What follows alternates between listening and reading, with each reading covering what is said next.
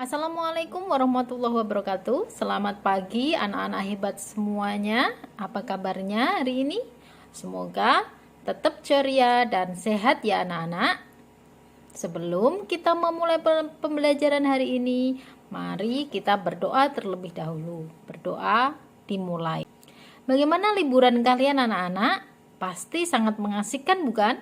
Nah, tetap semangat untuk mematuhi protokol kesehatan ya. Dan jangan lupa sebelum kita memulai pembelajaran, isi absen di WA grup ya. Apa yang kalian ketahui tentang tanaman ini? Bagaimana cara perkembangbiakannya?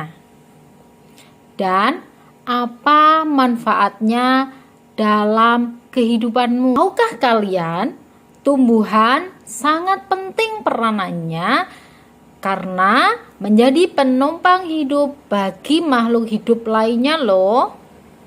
Tidak terbayang bukan kalau tumbuhan itu punah dari muka bumi ini ya anak-anak? Apakah fungsi tumbuhan itu? Fungsi tumbuhan yang pertama adalah sebagai sumber pangan. Yang kedua sebagai penghasil oksigen. Dan yang ketiga sebagai bahan obat-obatan. Mari kita pahami teks bagaimana cara jagung berkembang biak berikut ini.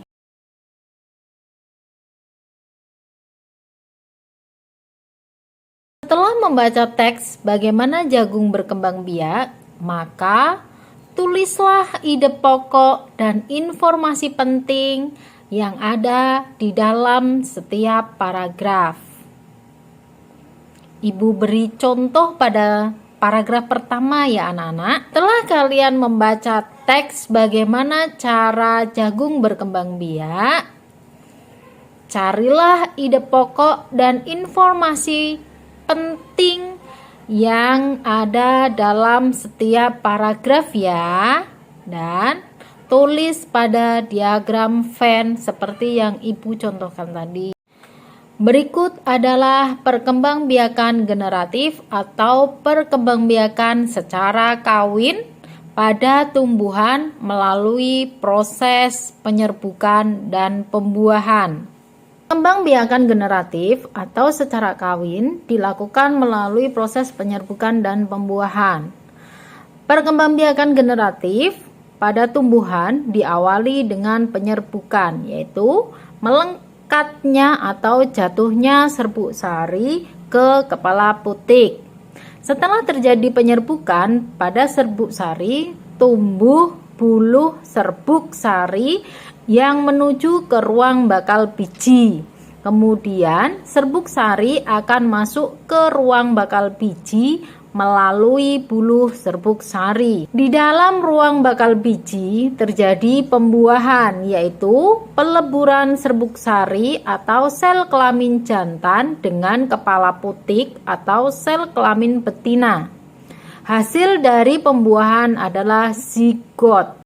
Zigot berkembang menjadi lembaga, bakal biji berkembang menjadi biji dan bakal buah. Kemudian bakal buah berkembang menjadi daging buah. Lembaga yang berada di dalam biji merupakan calon tumbuhan baru. Ada beberapa jenis penyerbukan pada tumbuhan. Yang pertama adalah penyerbukan sendiri. Penyerbukan sendiri yaitu jika serbuk sari dan putik berasal dari bunga yang sama. Yang kedua, penyerbukan tetangga. Penyerbukan tetangga bisa terjadi bila serbuk sari terbang ke bunga yang berbeda tetapi masih dalam satu pohon. Yang ketiga, penyerbukan silang, yaitu penyerbukan yang terjadi jika serbuk sari hinggap ke putik bunga lain di pohon lain yang masih sejenis. Yang keempat, penyerbukan bastar, yaitu Penyerbukan yang terjadi apabila serbuk sari jatuh di putik bunga lain dan tumbuhan yang berbeda jenis. Bunga yang indah tidak hanya tumbuh di Indonesia, tetapi juga tumbuh di negara tetangga. Di negara tetangga pun mempunyai bunga yang sama jenisnya dikarenakan kondisi geografis yang hampir banyak negara yang memiliki kehidupan sosial dan budaya yang sama.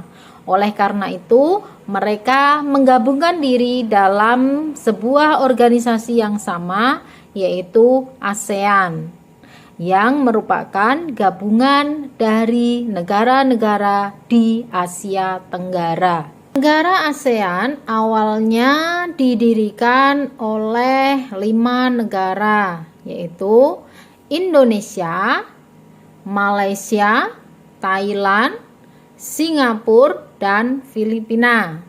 Tokoh-tokoh pendiri ASEAN antara lain Adam Malik yang berasal dari Indonesia, Tun Abdul Razak berasal dari Malaysia, S. Rajaratnam berasal dari Singapura, Tanat Homan berasal dari Thailand, dan Narciso R. Ramos yang berasal dari Filipina. Indonesia, ibu kota Jakarta.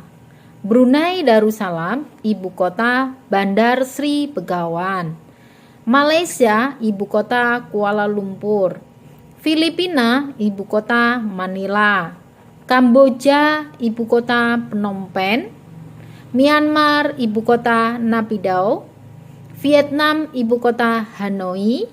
Laos, ibu kota Vientiane. Singapura, ibu kota Singapura.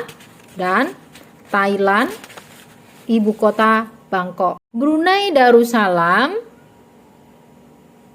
beribu kota di Bandar Sri Begawan. Budaya Brunei banyak dipengaruhi oleh ajaran Islam.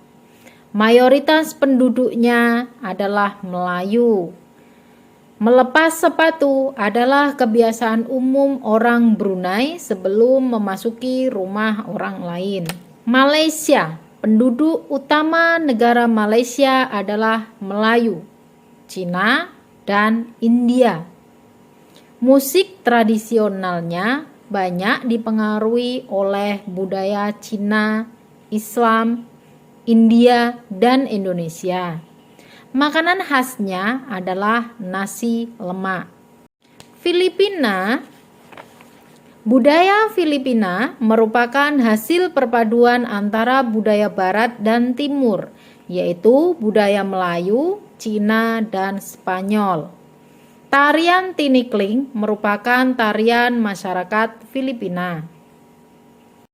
Kamboja. Di Kamboja banyak terdapat candi. Penduduknya menganut agama Hindu dan Buddha. Orang Khmer mengenakan sal kotak-kotak yang disebut krama dan memakai bandul Buddha yang bertujuan menjaga diri dari roh jahat dan membawa keberuntungan. Myanmar. Myanmar disebut sebagai negara 1000 pagoda. Pakaian tradisionalnya disebut Long Yi. Long Yi mirip dengan sarung yang dipunyai oleh Indonesia. Vietnam terkenal dengan baju khasnya yang disebut Áo Dày. Orang Vietnam gemar duduk di dingklik. Mayoritas orang Vietnam memiliki nama keluarga Nguyen. Hal itu disebabkan karena dinasti Nguyen berkuasa mulai tahun 1803 sampai 1945 dan merupakan dinasti terakhir di Vietnam. Laos. Orang Laos terkenal kesabaran dan kesederhanaannya. Olahraga tradisionalnya disebut katau. Olahraga ini mirip dengan sepak takraw di Indonesia. Makanan utamanya nasi atau beras ketan. Singapura memiliki lambang negara yang bernama Merlion. Masyarakat Singapura memiliki budaya jalan kaki. Kepiting cabai adalah makanan yang sangat digemari masyarakat. Thailand merupakan satu-satunya negara ASEAN yang tidak pernah dijajah oleh bangsa Eropa. Thailand dan Indonesia memiliki tradisi yang sama, yaitu tradisi minum teh. Di Thailand, teh disajikan dengan susu dan rempah-rempah. Kalian menyaksikan tayangan video penyerbukan dan negara-negara ASEAN, kalian bisa membuat laporan singkat tentang profil atau data lengkap dari negara anggota ASEAN. Jangan lupa lengkapi dengan gambar benderanya.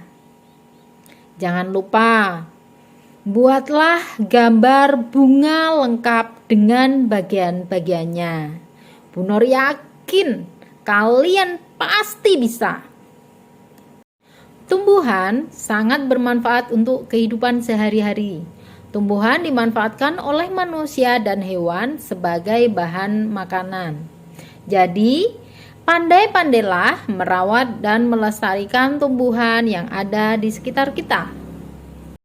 Anak-anak, jangan lupa untuk mematuhi protokol kesehatan, memakai masker, mencuci tangan, menjaga jarak, jauhi kerumunan, dan kurangi mobilitas. Sampai bertemu lagi dalam video pembelajaran selanjutnya. Wassalamualaikum warahmatullahi wabarakatuh. Salam sehat.